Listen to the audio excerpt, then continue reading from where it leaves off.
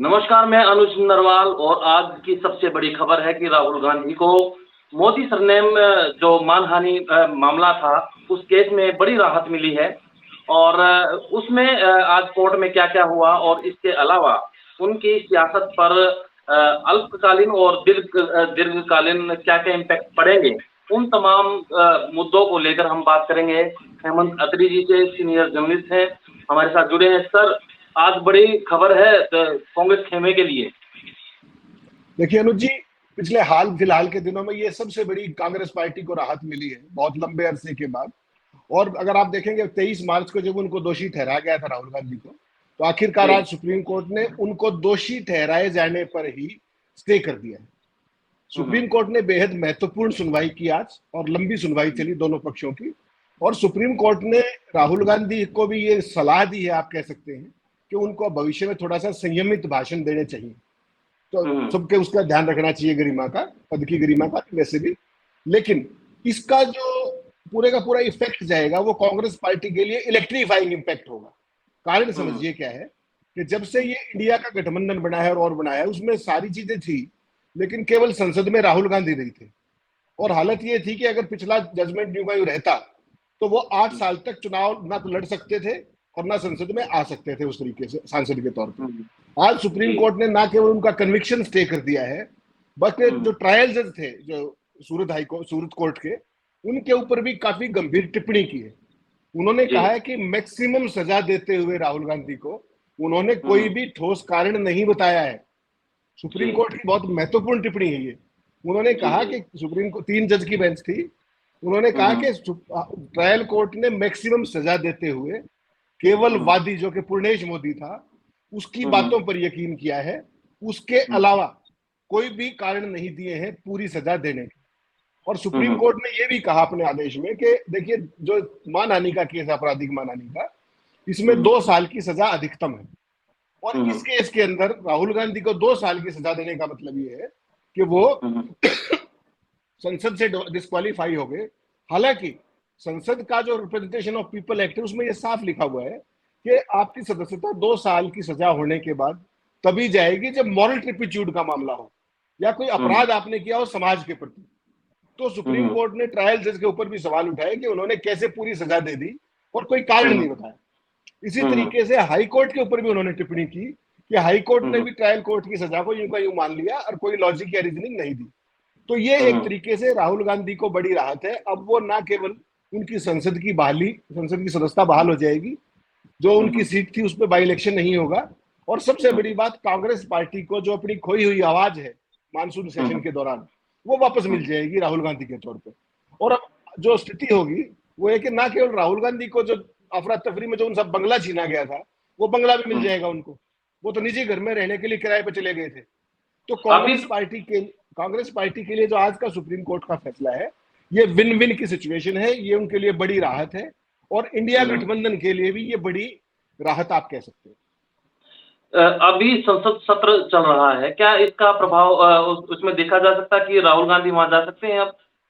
निश्चित तौर पर जब सुप्रीम कोर्ट से कन्विक्शन स्टे हो गया, तो अब इसमें एक औपचारिकता बची है कि जैसे लोकसभा का सेक्रेटरिएट जिस दिन वो डिस्क्वालीफाई हुए थे, तो उस दिन सेक्रेटरिएट ने 24 घंटे के अंदर उनको संसद से डिस्क्वालीफाई कर दिया था सजा होते ही। तो अब जो सुप्रीम कोर्ट का ऑर्डर आ गया है, तो पार्लियामेंट में जो सेक्रेटरिएट है लोकसभा का, उनको तुरंत उनकी सजा बहाल, जो सजा को देखते हुए कन्विक्शन स्टे का ऑर्डर आते ही उनकी सदस्यता बहाल करनी पड़ेगी। और वो चाहे तो वो ऑर्डर आते हैं कि 10 मिनट के अंदर अपने सांसद के तौर पर अपना काम शुरू कर सकते हैं। ये है लीगल पोजीशन इसकी। तो फिर संसद का किस तरीके से देखेंगे कि राहुल की जब एंट्री होगी जी, तो क्या माहौल होने वाला है फिर? देखिए, जो आज देश के हालात हैं अनुज भाई, ये बहुत ही एक दुर्भाग्यपूर्ण सूरत हाल चल रहा है देश के अंदर। जिस तरीके से मणिपुर में जो कुछ हुआ, जिस तरीके से मेवात में जो कुछ हो रहा है, और मणिपुर में तो आज फिर दोबारा से सारा पैरामिलिट्री का वो लूट लिया गया, सारा जो हथियार वगैरह सारे बड़े पैमाने में। तो ऐसे में राहुल गांधी का संसद में आना कांग्रेस और इंडिया गठबंधन के लिए जहां बहुत बड़ी राहत है, वैसे ही नरेंद्र मोदी और उनके पूरे खेमे और भारतीय जनता पार्टी एनडीए के लिए बहुत बड़ी आफत है। क्योंकि जिस अंदाज में जो राहुल गांधी बात करते हैं इन सारे मुद्दों पर, प्लस उनकी सारी की सारी नाकामियों पे मोदी सरकार की, उस पर कोई और नहीं करता और ना किसी को उतनी कवरेज मिलती है। ये आप देख ही रहे हैं, 20 तारीख से सेशन चल रहा है।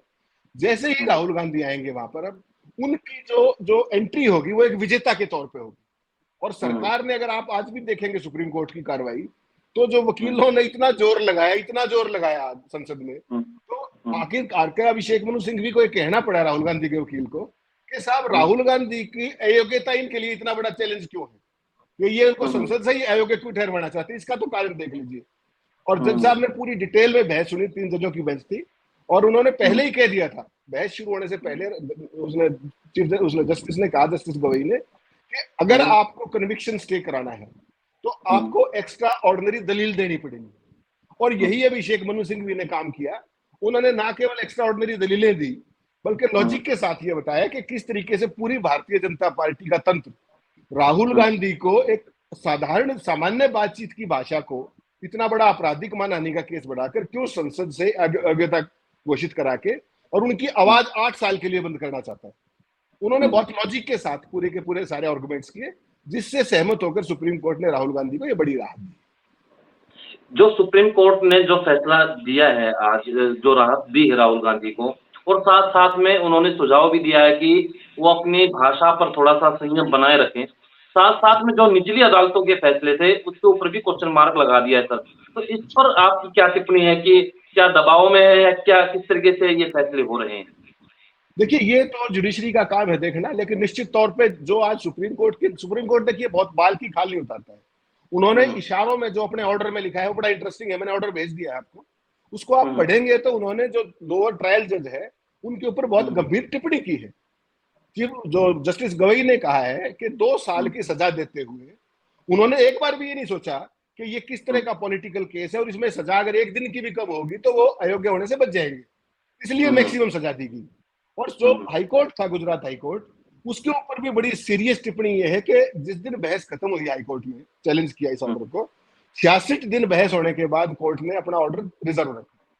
तो इसमें जो गुजरात की पूरी जुडिशरी है उसके ऊपर कहीं ना कहीं गंभीर सवाल सुप्रीम कोर्ट ने प्रतीकों में उठाए हैं। और जहां तक राहुल गांधी को सलाह देने की बात है, उन्होंने ये बात ठीक ही कही है कि बातचीत में संयम बरता जाना चाहिए, लोक व्यवहार में भी।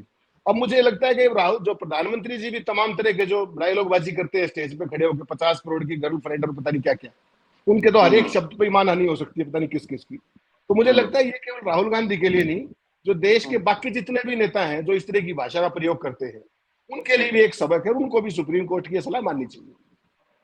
सर, राहुल गांधी के लिए अल्पकालीन जो आप बता सकते हैं कि अल्पकालीन उनको के ऊपर क्या प्रभाव पड़ेगा इस कोर्ट के फैसले का? नहीं, देखिए, इसमें तत्काल ये होगा, जो उनकी सदस्यता बहाल हो जाएगी पहली बार, वो जो संसद का सत्र चल रहा है अभी, मानसून सत्र, उसमें शामिल हो सकेंगे। और सबसे इंटरेस्टिंग बात यह है कि उस पर 8 तारीख को अविश्वास प्रस्ताव जो मोदी सरकार के खिलाफ आया है, नया विपक्ष, उसमें भी बोल सकते हैं वो।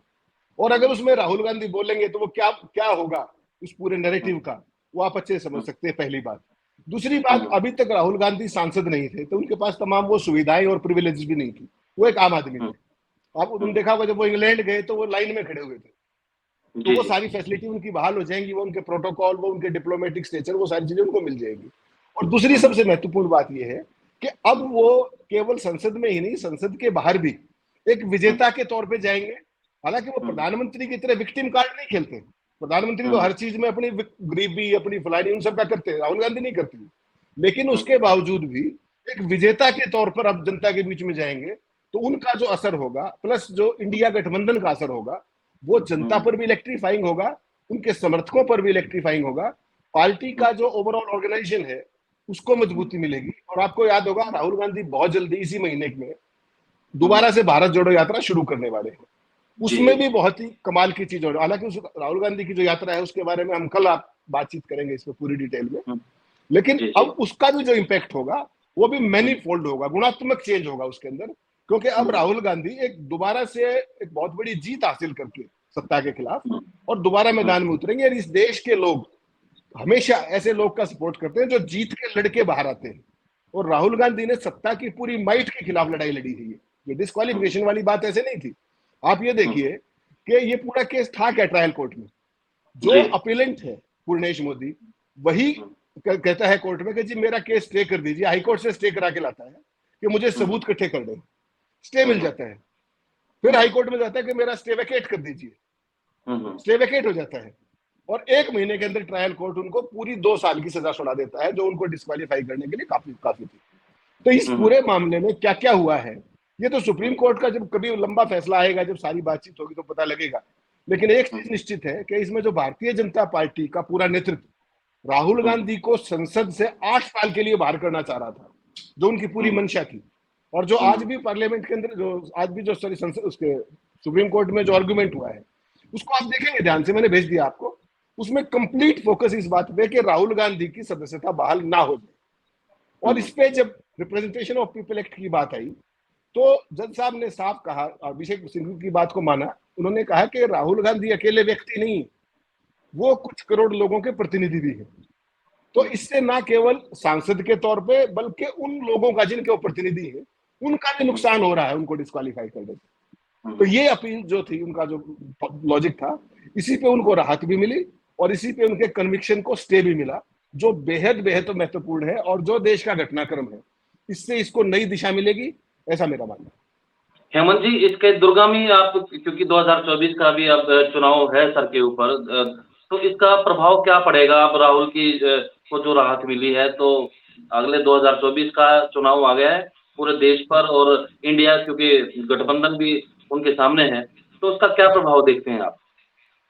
देखिए अनुज जी, इसमें सारा जो पूरे की पूरी स्थितियां हैं, उसमें पहली बात तो ये होगी कि जो अभी तक गठबंधन के नेतृत्व को लेकर, अभी तक तो राहुल गांधी जाते जरूर थे, लेकिन उनकी हैसियत नहीं थी, उनको यही नहीं पता था कि वो एमपी दोबारा बन भी पाएंगे नहीं।